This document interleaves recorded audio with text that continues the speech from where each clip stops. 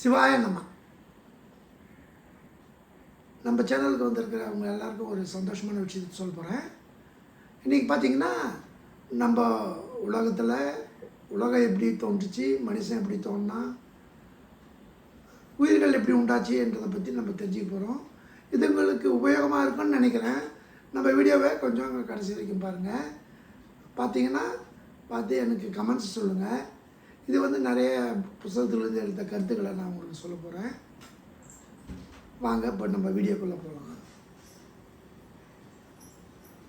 அதாவது பார்த்திங்கன்னா மனுஷன் எப்படி தோணுனான்னு சொல்கிறதுக்கு முன்னாடி இந்த உலகம் எப்படி உருவாச்சுன்றதை பற்றி பார்க்கணும்.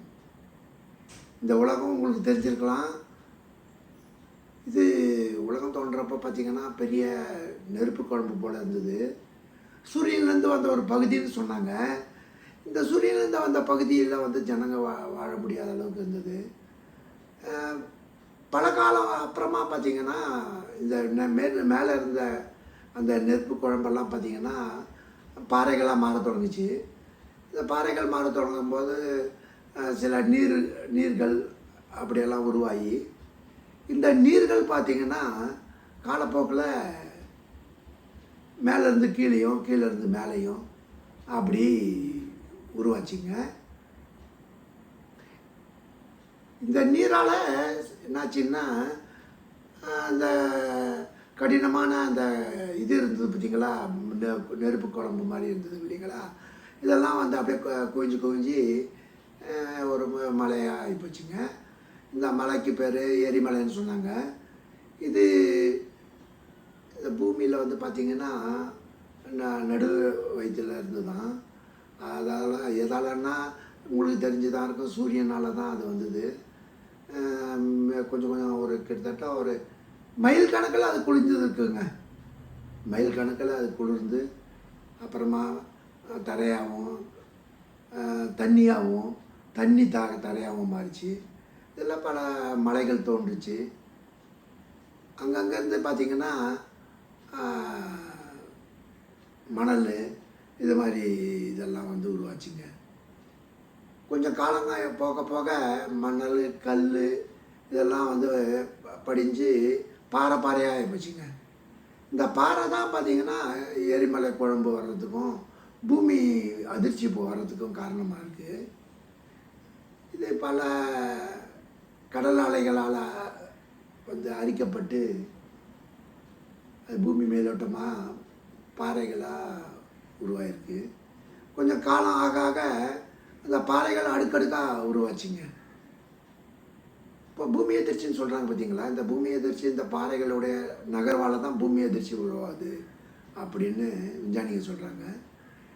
இந்த பிளேட் இங்கே நகருது, இந்த பிளேட் இங்கே நகர்றதால இந்த பூமி பூமி எதிர்ச்சி 5.3 4 5க்கு கீழே இருந்தால் ஓரளவுக்கு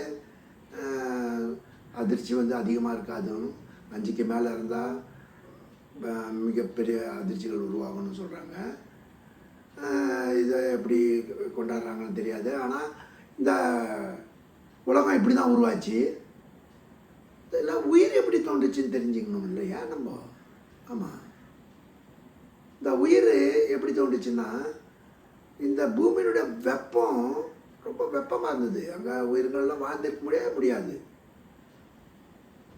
அந்த வெப்பம் அதிகமாக இருந்ததால் இந்த பூமிக்கு இந்த உயிர்கள்லாம் எப்படி வந்ததுன்னு இது கூற முடியாதுங்க, சொல்ல முடியாது.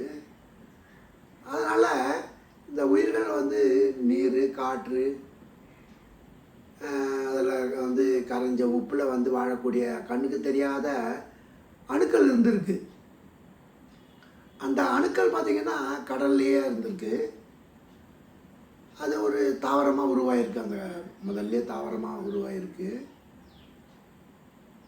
அந்த தாவரங்கள் கரிமல வாயுவை வெளியே விட்டுருக்கு. அதுக்கு அந்த கரிமல வாயுவை வெளியே விட்டதால் அது பச்சை நிறமாக காணப்பட்டதுன்னு சொல்கிறாங்க.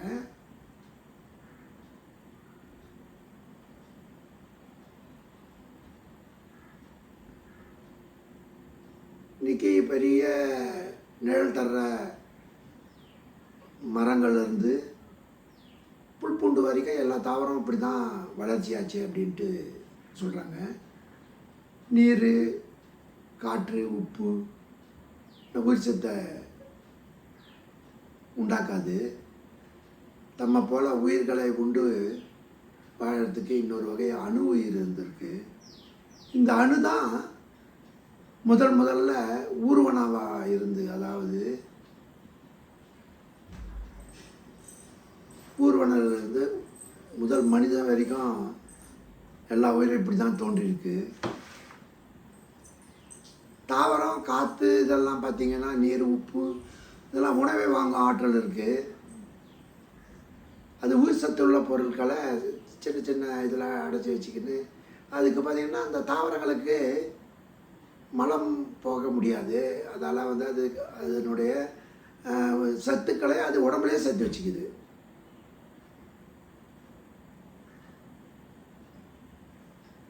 அதால் இந்த தாவரங்கள் பார்த்திங்கன்னா மந்தகதியிலேயே இருந்திருக்கு. தாவரங்களாக அந்த அணுக்கள்லாம் பார்த்திங்கன்னா கொஞ்சம் சுறுசுறுப்பாகவே இருந்திருக்கு. அதுங்க பார்த்திங்கன்னா சேமிப்பு இல்லாமல் வர்ற உயிர் சக்தியை வந்து மலம், அதாவது மலம்னு சொன்னால் அதை கழிவு பொருளாக்கி உயிர் சத்தை செலவு பண்ணிக்கினே வாழ்ந்துருக்கு.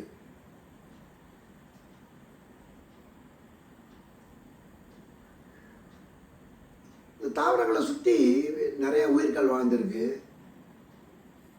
இந்த உயிர்கள் பார்த்திங்கன்னா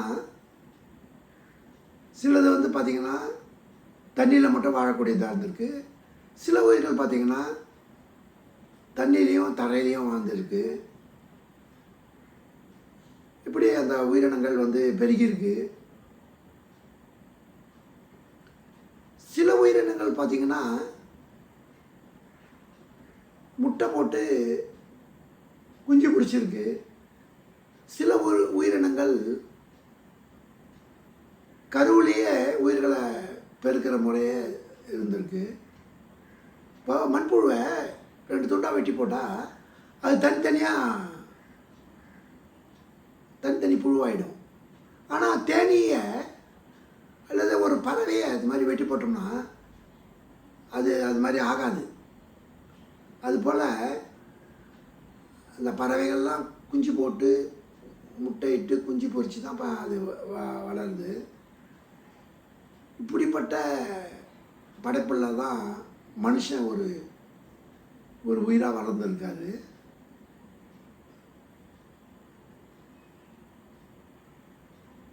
பூகம்பங்கள், எரிமலைகள் உருவாகிறதுக்கு காரணங்கள் இதுவாக தான் இருக்கலாம். இந்த மனிதன் எப்படி வந்து முழு வளர்ச்சி அடைந்தான்றத நம்ம அடுத்த வீடியோவில் பார்க்கலாம். அடுத்த எபிசோடை நீங்கள் வந்து கவனமாக பாருங்கள். இது போன்ற நல்ல ஒரு முக்கியமான நிகழ்ச்சிகளை ஆனால் இந்த விஷயங்கள்லாம் உங்களுக்கு தெரிஞ்சிருக்கும். இருந்தாலும் இது போல விஷயங்களை நான் உங்களுக்கு தெரியப்படுத்துகிறேன். இந்த மனித உயிர் எப்படி வந்தது, அந்த அறிவுகள் எத்தனை வகையான அறிவுகள் இருக்குது, ஓரறிவு முதல் 6 அறிவு வரைக்கும் இருக்கிற உயிரினங்கள் என்னென்ன என்பதை பற்றி அடுத்த வாரம் பார்க்கலாம். அடுத்த வாரம்னா இன்னும் ஒரு 3 நாள் இன்னொரு வீடியோ போடுவேன். அந்த வீடியோவில் பார்க்கலாம். இது வரைக்கும் நம்ம கண்ணன் லைஃப் ஸ்டைல் சேனலுக்கு நீங்கள் ஆதரவு கொடுத்ததுக்கு ரொம்ப நன்றி. இதே போல் மீண்டும் ஆதரவு கொடுங்க. இது போல் பயனுள்ள தகவல்களை நம்ம தெரிஞ்சுக்கலாம். இந்த வீடியோவில் பார்த்திங்கன்னா நான் புத்தகத்தில் நிறைய படித்து தெரிஞ்சுன்னு இதை உங்களுக்கு நான் சொல்கிறேன். நன்றி. நம்ம சேனலில் நீங்கள் இது வரைக்கும் சப்ஸ்கிரைப் பண்ணணுன்னா சப்ஸ்கிரைப் பண்ணுங்கள். மீண்டும் ஒரு வீடியோவில் சந்திக்கலாம். இந்த வீடியோ பிடிச்சிருந்தால் நீங்கள் லைக் பண்ணுங்கள். வாழ்க வளமுடன். வணக்கம்.